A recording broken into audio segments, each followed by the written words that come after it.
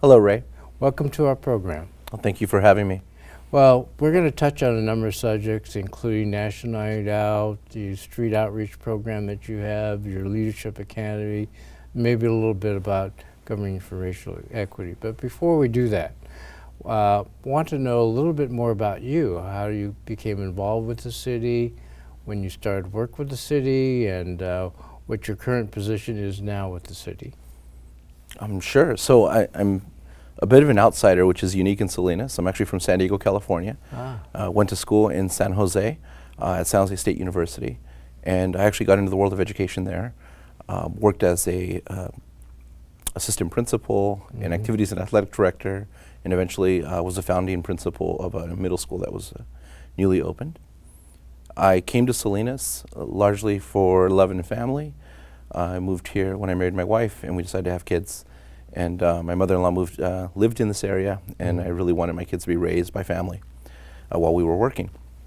So moved to the Salinas area, and I had been visiting my wife as we were dating, and really fell in love with the city, and so was happy to move here. And when I got here, I worked for the Boys and Girls Club of Monterey County. I ran their education department. And from there, through our involvement with the Community Alliance for Safety and Peace and their cross-functional team, I learned about an opening with the Community Safety Division at the City of Salinas.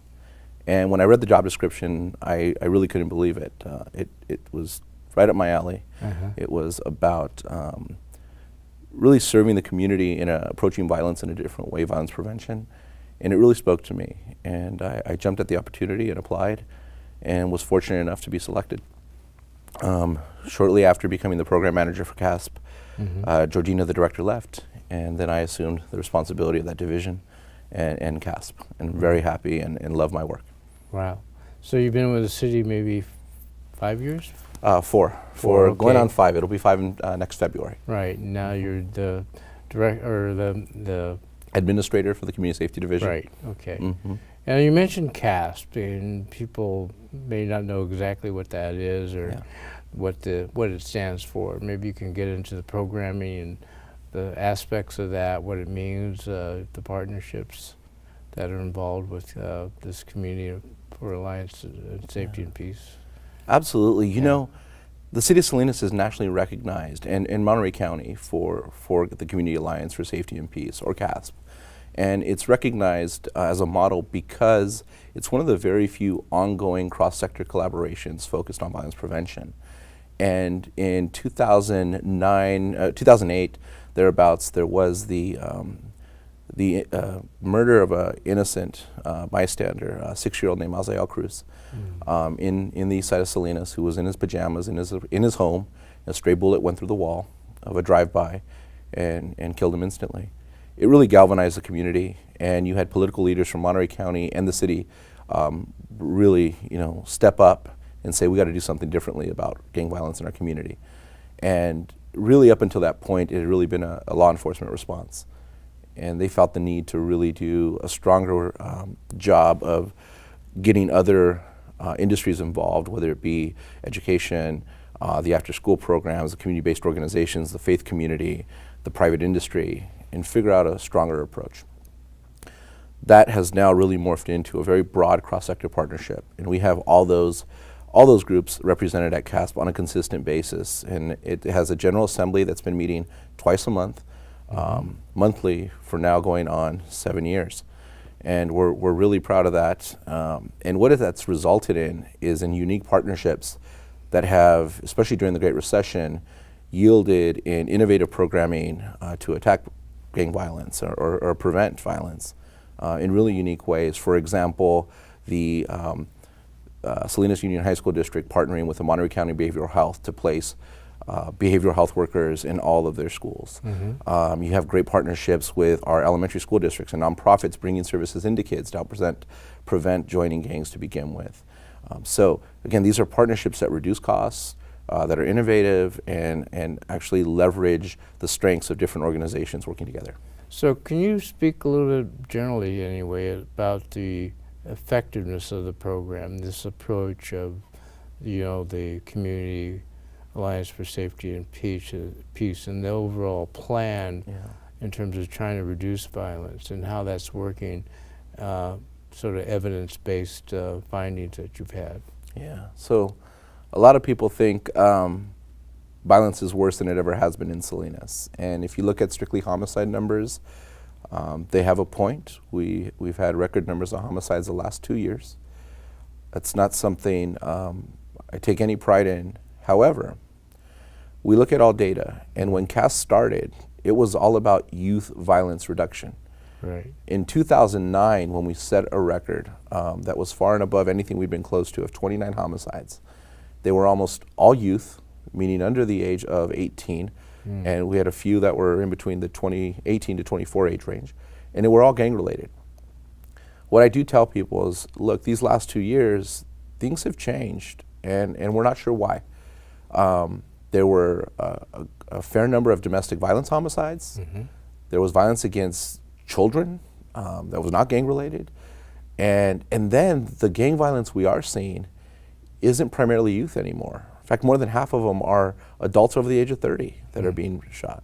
And then we have also gang-related killings of people who are not gang-related themselves, which is not, again, these are not things we usually see in Salinas. Right. And we're not sure if it's a trend, if it's an anomaly.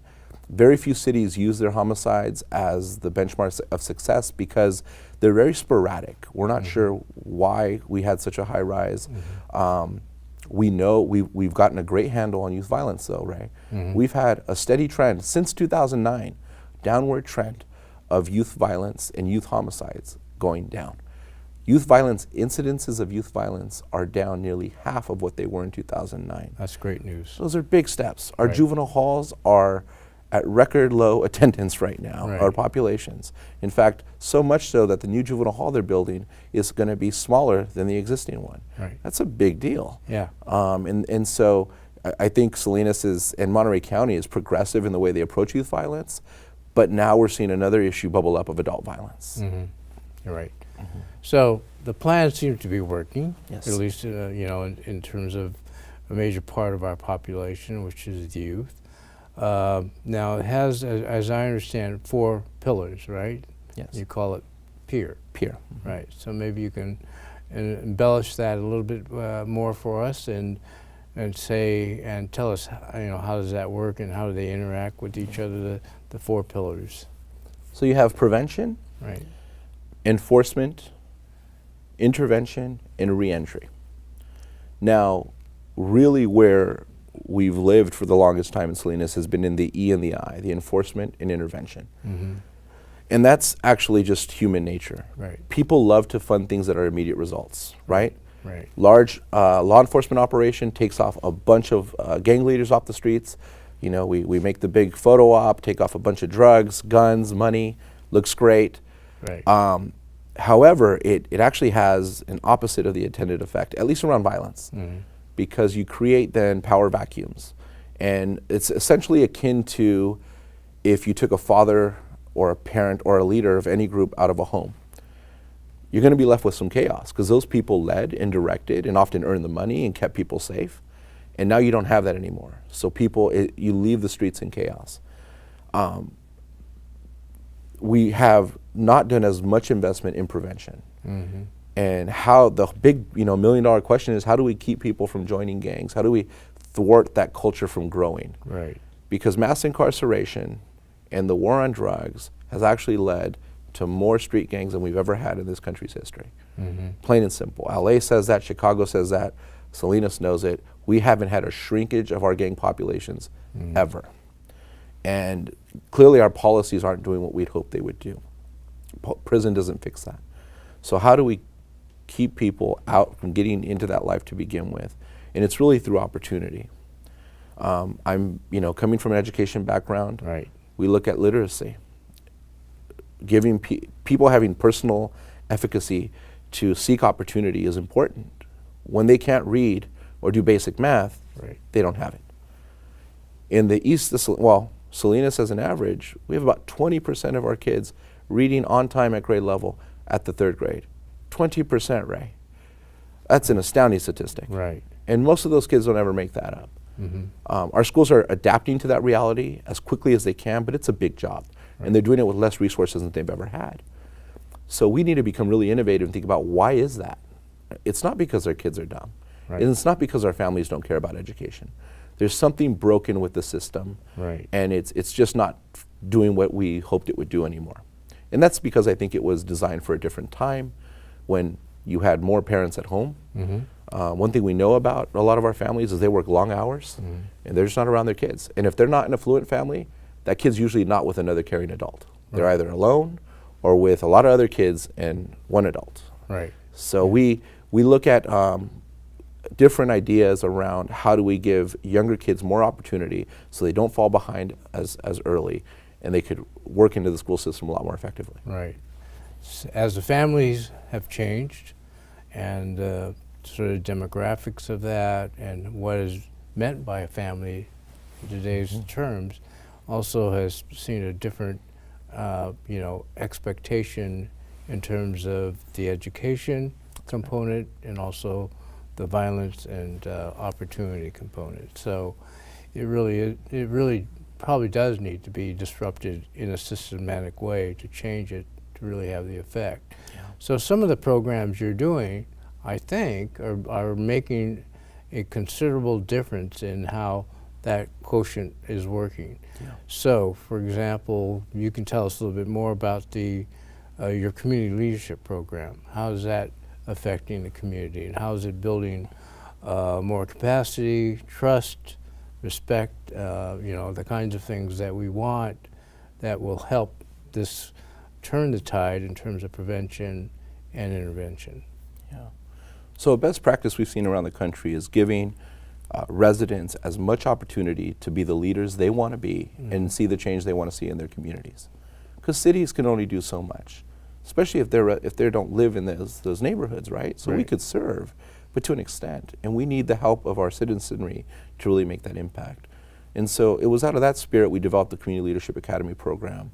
So it's half leadership development and half civic engagement, and really it's relationship building. And what it's resulted in is we have well over 150 graduates at this point from the program dating back to 2010. It's amazing. That are primarily Spanish speaking. We have English bilingual speakers in there as well. And they have a new relationship with the city of Salinas in ways they haven't had before. Throughout the program, they get to meet city council people, mayors, city staff like yourself, city leaders. We teach them how to navigate the system, how to ask for things, how to advocate for their neighborhood. And we also connect them with other systems, the education system, the media, local media, and figure out this is what you do if you want to promote something, this is what you do if you want to organize in your neighborhood, this is how you do it. And then we ask them to create a community impact project that we support them with. And the city's been very gracious in lending dollars to help fund those community impact projects. We've had various projects from beautification projects to help cleaning up parks, making them more safe for their kids. And what's this done though is this has created a whole new population of leaders who feel they've been trained and are now putting themselves to work in other agencies, in grassroots organizations, in other community-based organizations. And they're starting to make change in the city in ways we haven't seen before. It's really exciting. One example is they're now an official committee of CASP, and they've also become the cornerstone of our Bright Beginnings Early Childhood Committee. So we're part of a larger countywide effort. Right. It's parent-led, and their actual goal is universal preschool. And we're sort of supporting from behind, but they have a very lofty goal to bring that to our entire city. It's really exciting. So one of the other interesting programs you have is a fairly new one, at least for you operating it, and that's this new street outreach effort that you're doing with, to look at violence reduction as well. That's right. Yeah. You know, street outreach isn't completely new to Salinas, and we've had it mostly through an organization called Second Chance up until the December of 2014 when a grant they had ran out. Then at that point, Choice, our hospital-based violence prevention, launched. And it wasn't quite the same thing. It was great because it was responding to shooting victims, but in a hospital setting. We felt the need to have people on the streets responding and working with gang-impacted youth, those most at risk of becoming a victim or perpetrator of violence. And there was no organization stepping up with their own funding to make it happen. The city really didn't have the funding. And when Measure G came around, we saw an opportunity, and you know, we knew as a city and as a Community Alliance for Safety and Peace, this was a missing component of our strategy. We didn't have anybody working directly with youth. The Salinas Police Department had just flattened their organization, so we had no community policing. We had no violence suppression unit, which was our gang unit. So we had a lot of missing street intel. These folks were not having impact with or connections with really legitimate adults who were trying to guide them to a better way. And so the street outreach program that we got the green light for in the city is really innovative. There's very few cities that have a city-funded, city-employed street outreach team. There is one locally, Richmond, and has done amazing work. They've dropped homicides by over 60% and really reduced violence numbers overall. But we just launched this past August. We got a wonderful employee, and we are facing the struggle of finding qualified applicants. And the way we're gonna, our strategy around that is to offer part-time positions, to train people up to earn the full-time positions.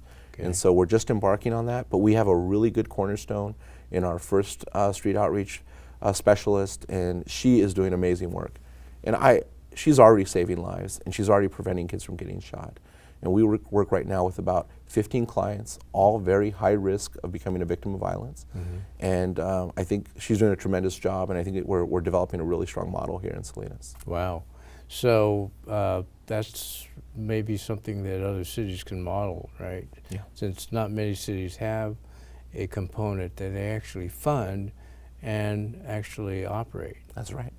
Does San Jose or any of the other cities that are maybe in the national forum have that same San model Jose working? does have a couple on staff, but they have a hybrid model there. Right. They do a couple on staff, but the majority of them are from a community-based organization. And so, you know, I think we're one of the first to do it the way we're doing it. Even in Richmond, they only focus on firearms violence exclusively.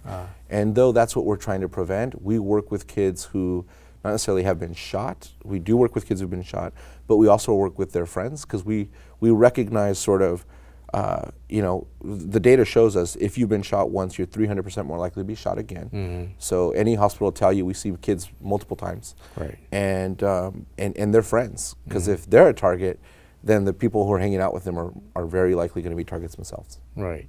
So great new program. Are there some other new efforts that you're going to be undertaking, Jose, in terms of the whole peer effort, the whole peer strategy? Well, so we have a few grants that fund reentry programs. We're working right now with our faith community, who's really stepping up to the plate in reentry. And the faith community is really well positioned to do that because they're already in a lot of our prisons. What we're not sure of yet is who's actually coming back. Yeah. Because unless you're on parole or unless you're on probation, when you're set free, you're set free. There's no database, no registry. So we have no idea really who's coming into our community and what services to offer them. And we've been talking to some folks who have re-entered themselves, and we asking them what the process is. And essentially they get a booklet of by county, a list of services. And it's placed in their cell like a few days before they release. And that's it. Yeah. And a lot of those aren't very well updated, you know. And in fact, he was sharing with me that not very many are updated for Monterey County. They're like, yeah, I tried calling a lot of them. And then once you call, it's difficult to navigate that system.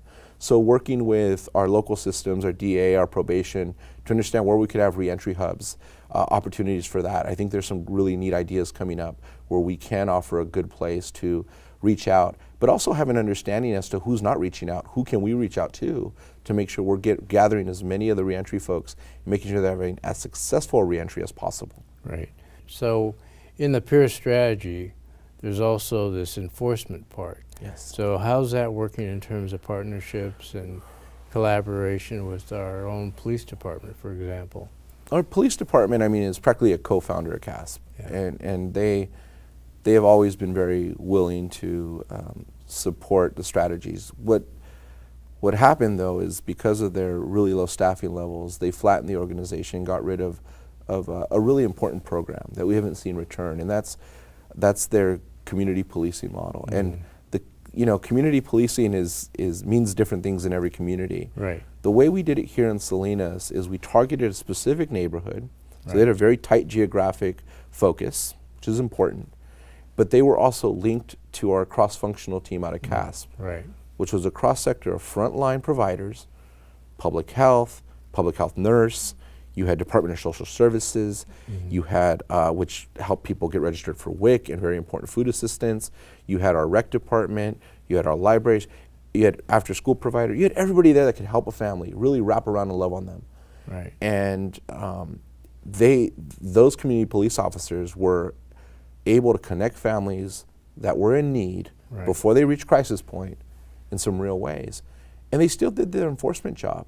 They had such trust that I remember doing a presentation with one of the officers, Rich Lopez and Raul, and when we went to present, they played audio after audio of people turning themselves in to them because Wow. they trusted them. And the way they were able to connect with people, get them into programming, get them support, that they were beloved. We did an evaluation, Ray, in 2014, right after the officer-involved shootings, of attitudes towards police in that zip code, and they were still very, very positive. Couldn't say that in the rest of the city, but Right. there it was because of that relationship building.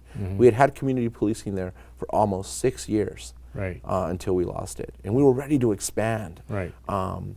It wasn't even a money issue; it was just a staffing issue at that Right. point. So I can't wait to bring that back because to date I can't think of a better use or investment of our police resources around the issue of violence prevention than that community policing model that was put out there Right.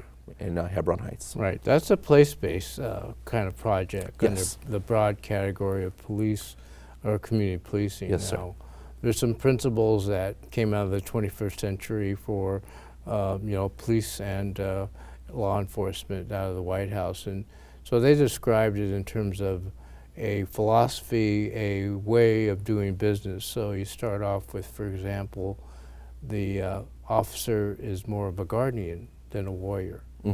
The police department co-produces the solution with the community and other partners. There you go. And that's the kind of things that work. And it seemed to me that Hebron embodied all those principles, and it was played out very effectively. It took some time, Absolutely. but as you mentioned earlier, reduction of violence, reduction of gangs will take a long time. It's a sort of sustained effort to change the overall system. Yeah. They went 3 full years without a homicide in that area. Yeah, that's amazing. And that was the hot spot. That's why we chose it when we began 6 years before that. Right. And it just goes to show, and all other kinds of crime dropped in that area as well, robberies and other things. Right. But yeah, when they left, the community felt it and they missed them. Right. So hopefully as we staff up in the police department, we can get back to that model, which is so Absolutely. effective. Absolutely. Now, one of the big events that you help sponsor and lead is this National Night Out, which usually happens the 1st of August, right? That's right. So tell us more about that and what your plans are for this current event for this year. So across the country, the first Tuesday of August, which happens to be the 1st of August this year, communities across the country celebrate community and police relations. And really we've never needed it more than we probably have at this day and age. And it's an opportunity for community to come out in a very positive setting and get a chance to interact with our public safety officials. So we have fire and police out there. They bring out all their equipment. They bring out a lot of staff, and there's just an opportunity to engage. And what I love about this event is I just walk around and I get a chance to see kids, families, parents, adults, just talking with officers and asking them questions. You see kids lighting up, being inspired to want to do the work. Same with the fire department, and it's a really beautiful thing to see. And we really target every segment of the community to come out. We've really grown the attendance over time. Last year we almost reached 1,000. We hope to double or triple that this year with greater public publicity. We do it in Tivadavit Creek Park. Okay. We invite everybody to come. Right. It starts at about 4 o'clock and it goes till 7. There's, you can come out and have dinner there with your family. There'll be food trucks, food for sale. And you get a chance to not just engage with the public safety, but we also have all the CAST partners out there. Great. So a lot of resources. UFW will be out there, a lot of the nonprofits. So you want to sign your kids up for, get them ready for the after school programs this coming fall. It's a great place to do it. And so it's just a really fun event. And And we'll have jumpers out there for the kids, obstacle courses out there if the adults want to get some fun in, and a great time to just interact with police and fire. So that's great. So it's another huge event, and community's invited, and they just need to go to our website on the city and find out a little more detail about. They can go to the event and the cityofsalinas.org and go there, or just come out to Natividad Creek Park on Tuesday the 1st from Great. 4 to 7. But if you Right. forget that, come to that website or the CAS website, future-futuro.org. Right. So if people want to be more involved in the effort that you're doing, either as a volunteer or as an agency, Yeah. how do they connect with you? How do they connect with the Community Safety Division and you as the administrator? Yeah, so you could find us on our website. The best way to probably get with me is through email. I'm checking that most often. My phone number is also there. They can also go to the CAS website and solicit opportunities that way. And if there's not a place for them to work with us, we have so many partners that all have volunteer opportunities as well. And then, of course, we work very closely with our Library and Community Services Division here in the city, and they also have a lot of need for volunteers, and so we put them in touch with them as well. Right.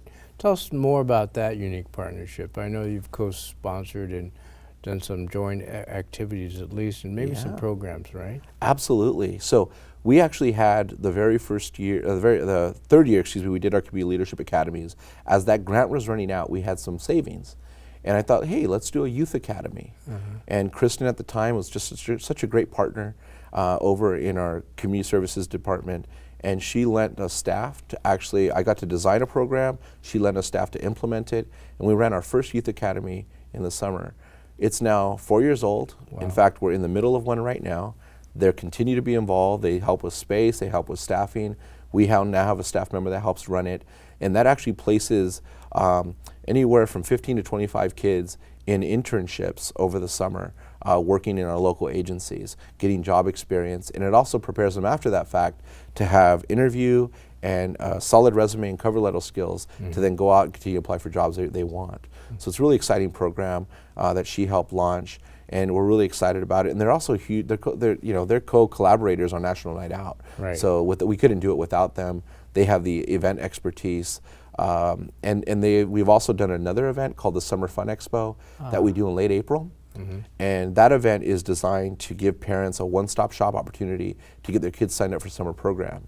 And why is the Violence Prevention Group doing that? Because we know if our kids are busy and engaged, they're less likely to be involved in violence on our streets in the summer. So that was a really fun event, and we had partners from all over the county with every kind of program you could imagine, from horseback riding to dance lessons to art to camp. It was great. That's wonderful.